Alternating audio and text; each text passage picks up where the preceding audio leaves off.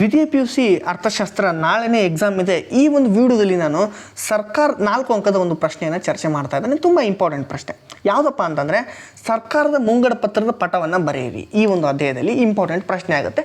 ಬೇಗ ಕಲ್ತು ಬಿಡೋಣ. ಒಂದು 2-3 ನಿಮಿಷದಲ್ಲಿ ನಿಮಗೆ ಹೇಳ್ಕೊಡ್ತೀನಿ. ವಿಡಿಯೋನ ಕೊನೆ ತನಕ ನೋಡಿ. ಈ ರೀತಿ ಸರ್ಕಾರದ ಮುಂಗಡ ಪತ್ರ ಅಂತ ಒಂದು ಕಾಲಮ್ ಹಾಕೊಳ್ಳಿ. ಇದೇ ರೀತಿ ಚಿತ್ರವನ್ನು ಇಲ್ಲಿ ಯಾವ ರೀತಿ ಚಿತ್ರ ಇದೆ ಅದೇ ರೀತಿ ಚಿತ್ರವನ್ನು ಬರಿಬೇಕಾಗುತ್ತೆ.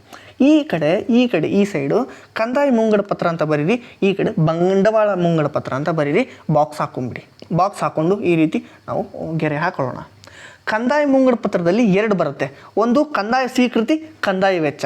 ಅದೇ ರೀತಿ ಬಂಡವಾಳ ಮುಂಗಡ ಪತ್ರದಲ್ಲಿ ಬಂಡವಾಳ ಸ್ವೀಕೃತಿ, ಬಂಡವಾಳ ವೆಚ್ಚ ಬರುತ್ತೆ. ಇಷ್ಟು ಬರೀಲಿಕ್ಕಾಗುತ್ತಾ? ಕಂದಾಯ ಮುಂಗಡ ಪತ್ರ ಅಂತ ಬರಿತೀರಾ, ಬಂಡವಾಳ ಮುಂಗಡ ಪತ್ರ ಅಂತ ಬರಿತೀರಾ.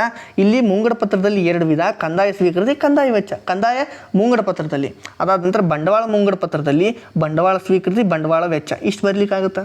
ಸಿಂಪಲ್ ಇದೆಯಲ್ವಾ? ಇಷ್ಟು ಬರಿತೀರಾ?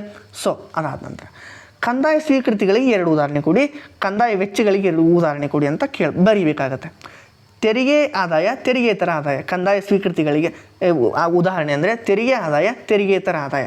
ಕಂದಾಯ ವೆಚ್ಚಗಳಿಗೆ ಅಂತಂದರೆ ಯೋಜನಾ ಕಂದಾಯ ವೆಚ್ಚ, ಯೋಜನೇತರ ಕಂದಾಯ ವೆಚ್ಚ. ಇಷ್ಟು ಬರೀತೀರಾ?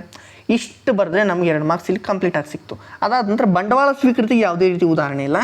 ಬಂಡವಾಳ ವೆಚ್ಚಗಳಿಗೆ ನಾವು ಬಂಡವಾಳ ವೆಚ್ಚ, ಯೋಜನೇತರ ಬಂಡವಾಳ ವೆಚ್ಚ. ಇಷ್ಟು ಬರೆದ್ರೆ ನಮಗೆ 4 ಮಾರ್ಕ್ಸ್ ಸಿಗ್ತಾ ಇದೆ. ಕಂಪ್ಲೀಟಾಗಿ ಇನ್ನೊಂದ್ಸಲ ಓದೋಣ. ಸರಿ ಬನ್ನಿ. ಆಗಿದ್ರೆ ಸರ್ಕಾರ ಮುಂಗಡ ಪತ್ರ ಅಂತ ಈ ರೀತಿ ಕಾಲಮ್ ಹಾಕೊಳ್ಳಿ. ಇಲ್ಲಿ ನಾವು 2 ಭಾಗಗಳನ್ನು ಮಾಡ್ತೀವಿ. ಕಂದಾಯ ಮುಂಗಡ ಪತ್ರ ಮತ್ತು ಬಂಡವಾಳ ಮುಂಗಡ ಪತ್ರ 2 ಬರುತ್ತೆ. ಕಂದಾಯ ಮುಂಗಡ ಪತ್ರದಲ್ಲಿ ಕಂದಾಯ ಸ್ವೀಕೃತಿ, ಕಂದಾಯ ವೆಚ್ಚ ಬರುತ್ತೆ. ಬಂಡವಾಳ ಮುಂಗಡ ಪತ್ರದಲ್ಲಿ ಬಂಡವಾಳ ಸ್ವೀಕೃತಿ, ಬಂಡವಾಳ ವೆಚ್ಚ ಬರುತ್ತೆ. ಅದಾದ ನಂತರ ಇಲ್ಲಿ 2 ಕಂದಾಯ ಸ್ವೀಕೃತಿಗಳಲ್ಲಿ 2 ಉದಾಹರಣೆ ಕೊಡಿ. ಕಂದಾಯ ಸ್ವೀಕೃತಿಗಳಲ್ಲಿ ತೆರಿಗೆ ಆದಾಯ, ತೆರಿಗೆತರ ಆದಾಯ. ಈ ರೀತಿ ಚಿತ್ರವನ್ನು ಬರ್ಕೊಳ್ಳಿ. ಕಂದಾಯ ವೆಚ್ಚಗಳಲ್ಲಿ 2 ಉದಾಹರಣೆ: ಯೋಜನಾ ವೆಚ್ಚ, ಯೋಜನೇತರ ಕಂದಾಯ ವೆಚ್ಚ. ಬರಿತೀರಲ್ವಾ? ಇಲ್ಲಿ ಬಂಡವಾಳ ಸ್ವೀಕೃತಿಗಳಲ್ಲಿ ಯಾವುದೇ ರೀತಿ ಉದಾಹರಣೆ ಕೊಡುವಂತಿಲ್ಲ. ಇಲ್ಲಿ ನಾವೇನು ಮಾಡಬೇಕು? ಯೋಜನಾ ಬಂಡವಾಳ ವೆಚ್ಚ, ಯೋಜನೇತರ ಬಂಡವಾಳ ವೆಚ್ಚ ಅಂತ ಬರೆದುಬಿಟ್ರೆ ನಮಗೆ 4 ಅಂಕ ಇಲ್ಲಿ ಸುಲಭವಾಗಿ ಸಿಗುತ್ತೆ. ಇಷ್ಟು ಮಾಡಿ ನೀವು ನಾಳೆ ಈ ಒಂದು ಪ್ರಶ್ನೆ ಬರ್ತಕ್ಕಂಥ ಸಾಧ್ಯತೆ ಇದೆ. ನೆಗ್ಲೆಕ್ಟ್ ಮಾಡಬೇಡಿ. ತುಂಬ ಇಂಪಾರ್ಟೆಂಟ್ ಪ್ರಶ್ನೆ. ಮತ್ತೆ ಮುಂದಿನ ಒಂದು ವಿಡಿಯೋದಲ್ಲಿ ಸಿಗ್ತಾ ಇದೆ. ಧನ್ಯವಾದ ಸ್ನೇಹಿತರೆ.